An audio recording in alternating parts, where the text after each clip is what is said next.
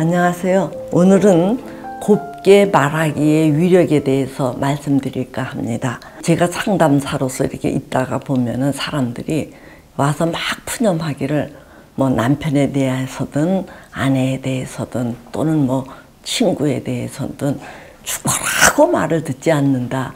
어쩌면 그렇게 말을 듣지 않을 수가 있느냐 하면서 막 퍼대요. 근데 이제 이렇게 제가 그 이야기를 들으면서 빙긋이 웃을 때가 있어요. 왜 그러냐 하면은 말을 안 듣는다라는 어떤 현상, 이 결과는 상대방의 몫으로만 자꾸 이렇게 돌리는데 그런 현상에는 의외로 이쪽의 요인도 상당히 작용하거든요. 그래서 우리가 똑같은 얘기인데도 누가 얘기를 하면 듣고 누가 얘기를 하면은 삔들삔들 안 들어요. 그러니까 상대가 죽어라고 말을 안 듣는다. 이런 어떤 결과를 놓고 자, 내가 어떻게 했길래 상대가 이렇게 말을 안 듣느냐. 이렇게 한번 우리가 생각을 해봐야 돼요. 그 전에 이제 제가 어떤 젊은 부부가 있는데 결혼한 지 한 10년 됐어요. 근데 이 부인이 제가 어떤 한 이야기를 고분고분 잘 들었어요. 그러면서 자기 남편이 있는 앞에서 지난번에 선생님이 이렇게 말씀한 거를 제가 상당히 가슴 깊이 새기고 이렇게 이제 처신을 하니까 참 좋습니다. 이렇게 부인이 얘기를 하니까 옆에서 그 말을 듣던 남편이 버럭 화를 내는 거예요. 자기 아내 보고 이상하다는 거예요. 내가 똑같은 얘기를 수도 없이 할 때는 아주 흘려 듣거나 무시하고 뭐 들은 척만 척도 안 하는데 똑같은 내용인데 왜 장 교수가 얘기하면 했을 때는 그렇게 잘 듣느냐 그러면서 부인 보고 아주 이중적이다. 남편이 이렇게 노골적으로 비난을 퍼붓는 거예요. 그러니까 부인이 당황을 해갖고 얼굴이 벌게갖고 이렇게 저와 남편을 막 쳐다봤는데 제가 얼른 뭐라고 얘기했느냐 하면은 원래 그래요. 똑같은 말이라도 누가 했느냐에 따라서 달리 듣지요. 그랬더니 이 남편이 당당히 이제 당황해해요. 그래서 제가 이제 뭐라고 얘기했느냐면 평소에 이 부인에게 점수를 잘 땄느냐. 잘 땄으면은 부인이 당신 말을 귀담아 듣는다.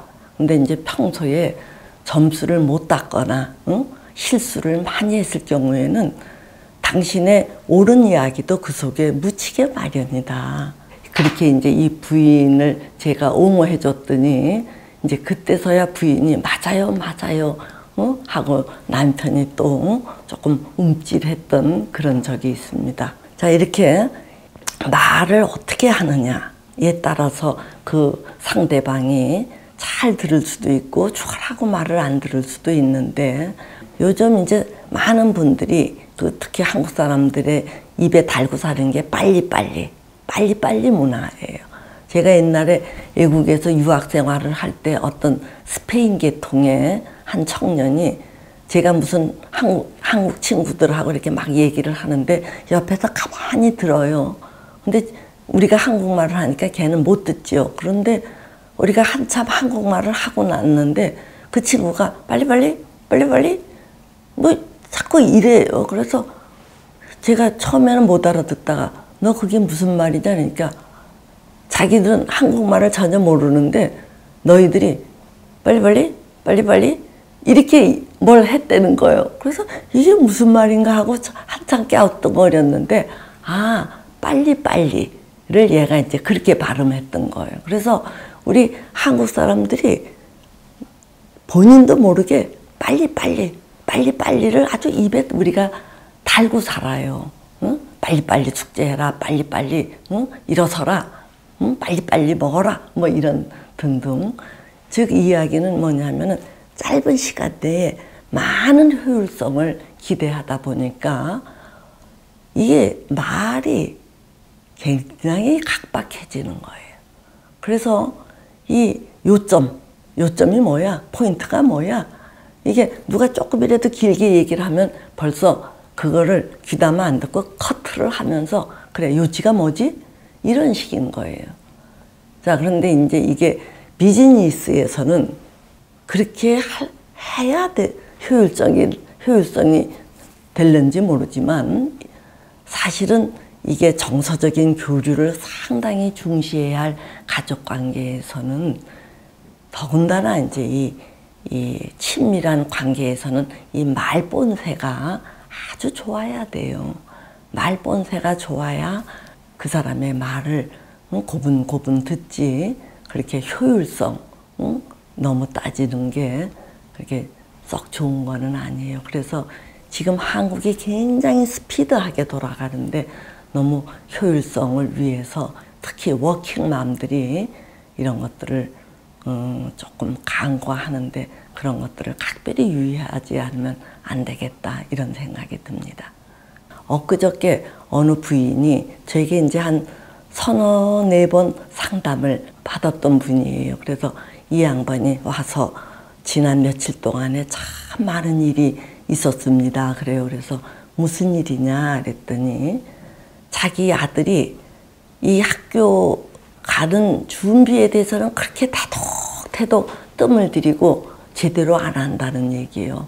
오로지 게임에만 몰두를 하고. 그래서 하다 안 되겠어서 이제 네가 자꾸 그렇게 하면 이 컴퓨터 치운다, 이제 엄마가 그렇게 경고를 했었는데도 아들이 여전히 그렇게 다른 준비물은 챙기지도 않고 게임만 하길래 그 컴퓨터를 치웠대, 이런 거예요. 그랬더니 이 아들이 기겁을 하고 그 자리에 이렇게 찬 바닥에 웅크리고 앉아서 오돌오돌 이렇게 떠는 모습을 보이더래요. 근데 이제 이 어머니가 하는 얘기가 그전에는 자기 화난 거에만 열중을 했었는데 그래도 상담을 몇 번 받아서인지 상대방이 보이더래요.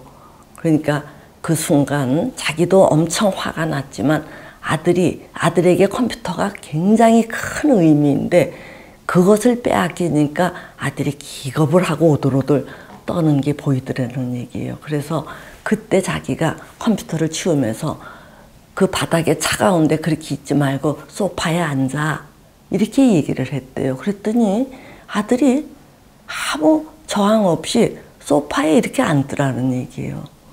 그래서 어쨌든 이제 컴퓨터를 치우고 자기는 이제 안방에 들어와서 외출을 하려고 이렇게 옷을 갈아입는데 아들이 슬그머니 문을 열고 들어와서는 엄마 그 컴퓨터 뭐 이렇게 하면서 어쩌고 저쩌고 얘기를 하더라는 거예요.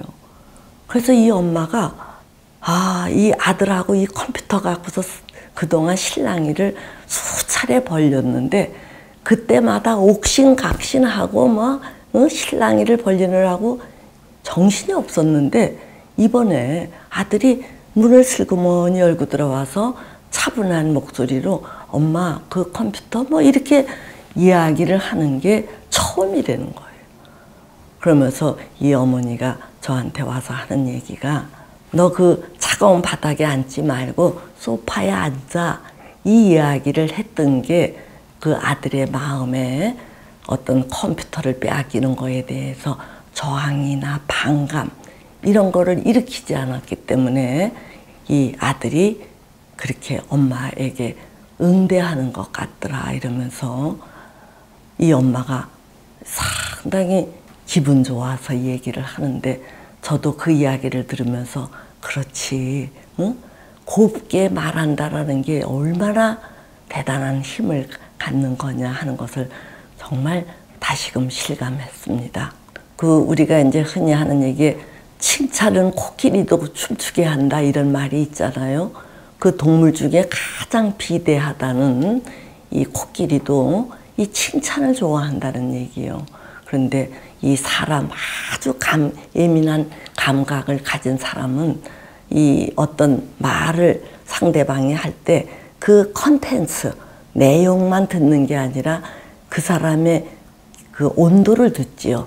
그 사람이 화가 났는지, 나에게 반감을 갖고 하는지, 나를 위해서 하는 건지, 이런 것들을 다 감지하며 듣기 때문에 우리가 그 상대방에게 무슨 이야기를 할 때 정말 정성껏 곱게 그리고 상대를 위해서 말씀을 하도록 특별히 신경을 써주셨으면 합니다.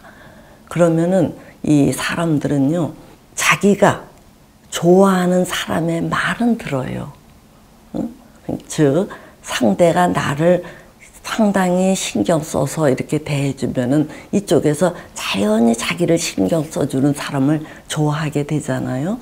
그러면 그 사람이 주문하는 게 다소 나에게 버겁고 귀찮고 또 하기 싫더라도 내가 좋아하는 그 사람이 나를 저버리지 않도록, 즉 나에게 등을 돌리지 않도록 그 마지못해서라도 그 사람의 말을 듣는다는 얘기예요.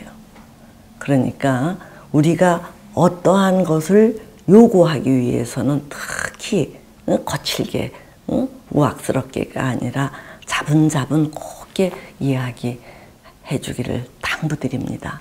그런데 요즘 이렇게 보면은 이제 워킹맘들이 많잖아요. 그러니까 어머니들이 바쁘다는 얘기예요. 그래서 뭐 직장 갔다 와서 후딱후딱 뭐 이렇게 처리하니까 이 아들, 자녀, 또 딸 뭐 자녀들에게 뭔가를 시킬 때 야야야 이게 이러이러해서 이렇게 하면 어떠니? 이렇게 했으면 좋겠다.